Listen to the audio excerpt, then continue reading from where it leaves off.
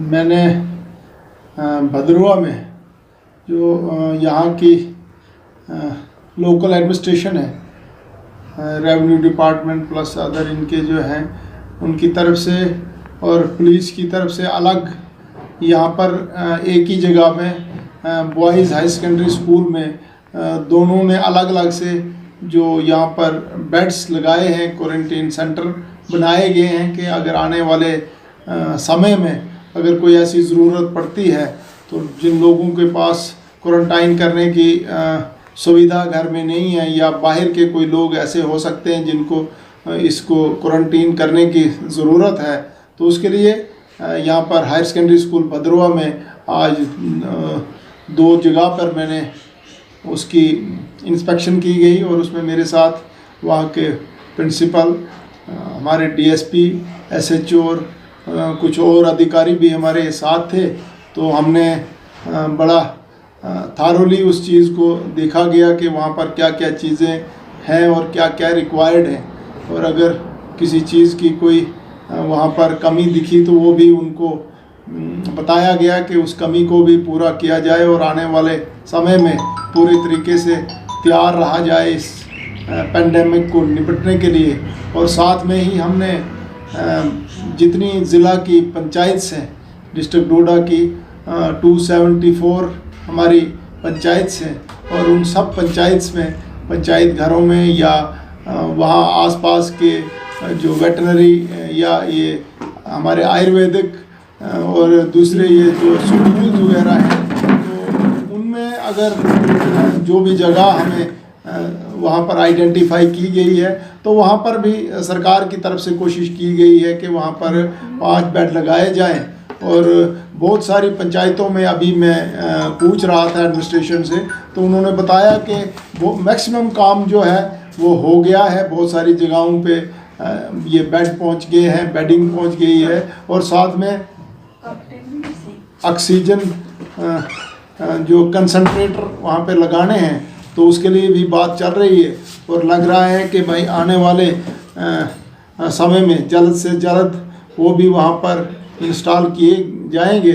और उसमें सरकार की तरफ से, फाइनेंस डिपार्टमेंट्स की तरफ से कहा गया है कि पंचायत में जो पीआरआईज़ हैं उनके थ्रू ये सारा उनकी देख रेख में काम होगा, और प्लस जो रूरल डेवलपमेंट के लोग हैं वो इसको देख रहे हैं। और उसके लिए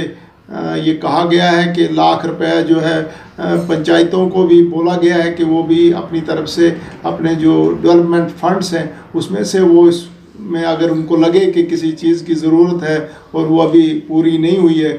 मुझे लगता है कि बहुत सारी चीज़ें इसके अलावा सरकार ने हमें दी हुई हैं, जैसे बेड हैं, बेडिंग है, या जो ऑक्सीजन कंसंट्रेटर वगैरह है। तो ये चीज़ें, इसमें से बहुत सारी चीज़ें हमारे पास कुछ ऑलरेडी थी, सिर्फ कंसंट्रेटर की बात है तो वो भी टेकअप किया गया है मेडिकल डिपार्टमेंट वालों के से, ताकि उनकी तरफ से वो हो जाए। तो इस तरीके की कार्रवाई यहाँ पे चल रही है। और बहुत सारी जगहों से हम अपने जो पीआरआईज़ हैं डायरेक्ट उनसे पूछ रहे हैं कि भाई वाकई ही ये सारी चीज़ें वहाँ पर लग गई हैं। तो काफ़ी सारों ने बताया कि भाई कुछ चीज़ें लगी हैं और जहाँ पर कमी है वो हमें फीडबैक दे रहे हैं। तो मैं भी कोशिश करूँगा कि आज भदरवा के किसी 1-2 जगह पे जाकर खुद उसकी मैं इंस्पेक्शन करूँगा, रूरल में भी जाके, ताकि पता लगे कि वाकई ही जो चीज़ें सरकार की तरफ से की जा रही हैं वो ग्राउंड में इम्प्लीमेंट हो रही हैं। यहाँ की जनता है, जो हमारे ज़िला के लोग हैं, उनसे भी मैं ये एक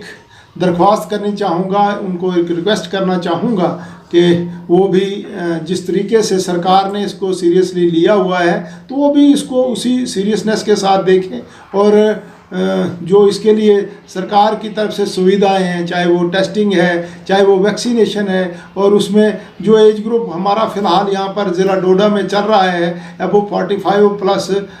और जो लोग बिलो 45 हैं उनके लिए भी हम जल्द से जल्द सरकार के साथ टेकअप कर रहे हैं कि क्योंकि हमारी स्टेट में अभी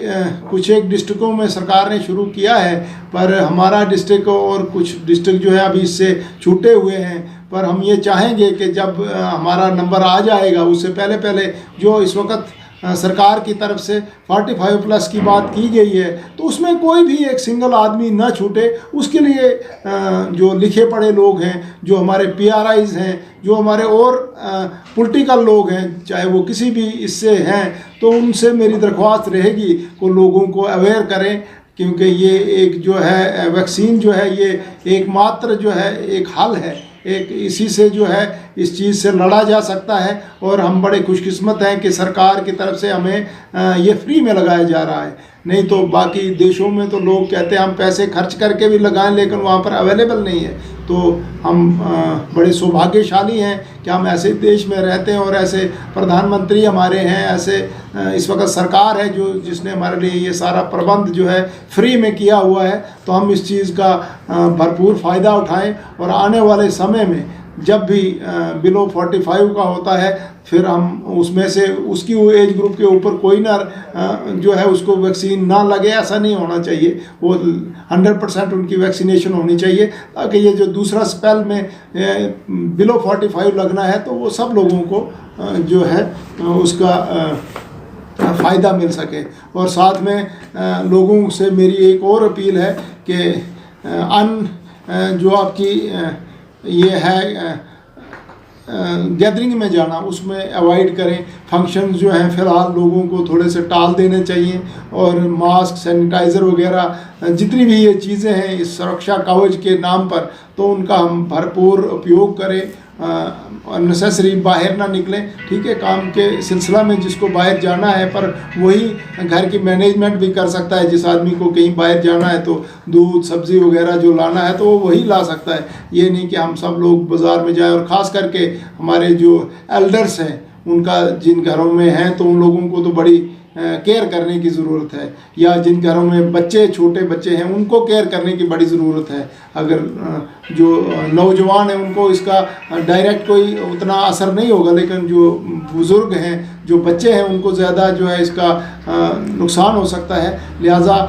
उन सब के लिए हम जो नौजवान हैं, जो अच्छी एज ग्रुप में आते हैं, उनको ये चीज़ इंश्योर करनी है। तो उनसे मेरी फिर रिक्वेस्ट है कि वो इस चीज़ का पूरा ध्यान रखें। शुक्रिया, धन्यवाद।